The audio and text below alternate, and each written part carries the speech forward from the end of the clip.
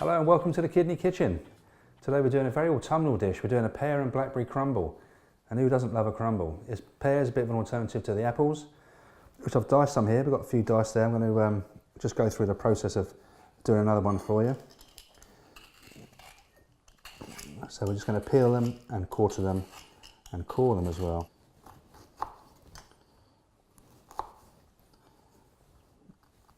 Little bits of skin that you might have left on there, and the pips, you don't want those either.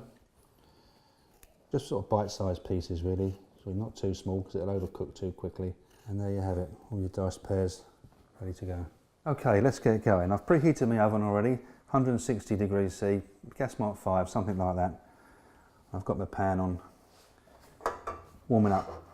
Okay, I've melted my butter. Just going to chuck in your pears. About 5 minutes, just really want to soften them as well. Again, you're cooking them with no colour, don't want them any colour on them at all. Not trying to brown them or anything, just to soften them. So a nice buttery pear flavour going on. The pear's just about ready. I've had about 5 minutes now, nice and soft. And now I'm going to add my caster sugar and my blackberries.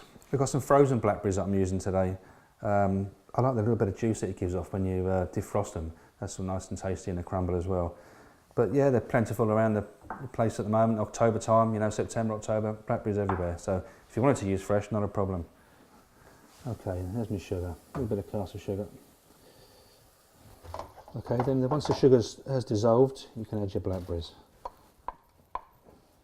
We've got the blackberries are in there now and the pears, and the sugar's just about dissolved.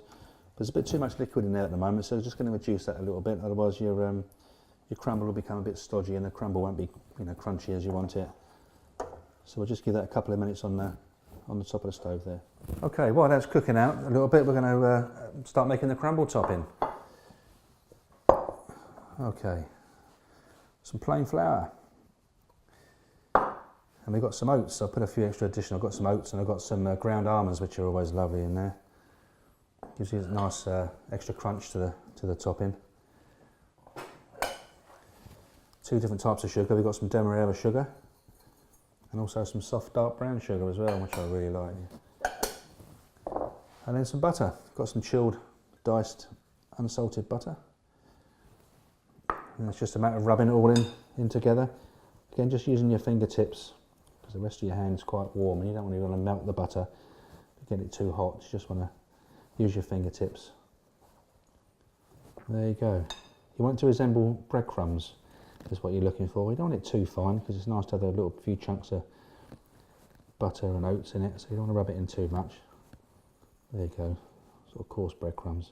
I also put a pinch of ginger in the flour as well, something I forgot to mention. I also put a little pinch of ginger. You can use nutmeg or a little bit of cinnamon as well if you wanted. Similar sort of spices like that. Just gives it another extra flavour, it's quite nice. Okay, so that's the nice crunchy crumble mixture made. And we're just going back to our pears. You can see it's got a lot thicker now. Into a dish. Again, I've put that onto a tray of some sort because just in case it does spill over the top, you don't want it to go all over your stove. Just spread that out a bit evenly. It smells so good. Blackberries and pears together is a great combination. And now I can add my crumble topping to that. Okay, crumble's now got its crumble topping on, and now it's ready to put in the oven. There you go, into a nice hot oven for about 20-25 minutes. It's all nice and golden brown, nice and bubbling hot. Okay, 20 minutes has passed and I can smell it's ready. I can hear it bubbling as well. There you go, nice and golden brown. Beautiful, smells lovely. Okay, now we're going to dish out a little portion of the crumble. There's no way of making this too pretty really, it's what it is, it's lovely. There we go, nice bowl of pear and blackberry crumble. The only thing to do now is to give it a go, give it a taste. Now we've got Nick here, the dietitian today, who I know is a big sweet fan. Thanks very much for that, Paul. No problem. Clotted cream or low-fat creme fraiche, Nick? Both okay? And which one would you prefer? Both absolutely fine from a potassium and phosphate point of view, but we're in Cornwall, so let's go clotted cream. Clotted cream, good man. Good choice. This looks really good. I knew you'd like this. I've actually put a little bit of ginger in the flour as well, so it gives it a little bit of extra flavour as well, which is quite nice. That is delicious. It's good. Yeah, it's really crunchy, isn't it?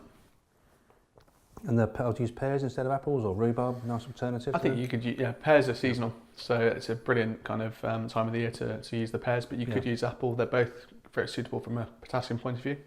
We've used some blackberries, and even though blackberries have some potassium, spread over the whole portion. Yeah. Again, quite low in potassium. Quite low. There's a good 4 portions there, isn't there? So that's what you mean, yeah. Absolutely, very good 4 portions there. Yeah. And serving it with the cream is a great alternative to something like custard. Yeah, sure. I'll be custard all day long, but not in here. Just need to be a bit careful from a fluid point of view. Sure. Some patients are on fluid allowances. Right. So you need to be a bit careful about how much that custard would. Bit of single cream or double cream? Single cream, double cream, yeah. And then creme fraiche as well. You could use a small portion of that, but I keep with the clotted cream. Great. And the almonds okay in the top, in the almonds and the oats? Yeah, so the oats fantastic, and a really good source of fibre as well, so that's excellent. Actually makes the dish a bit more healthy. The almonds have some potassium in them, minimum amount when you split it over the 4 portions. Yeah, I think there's 10 grams maximum, I think, between each person. I think that's absolutely fine. Fantastic news. Have a bit more. I will. Thank you very much. No problem. Enjoy. Yeah, I like that. No, it's excellent. Good man. Thank you.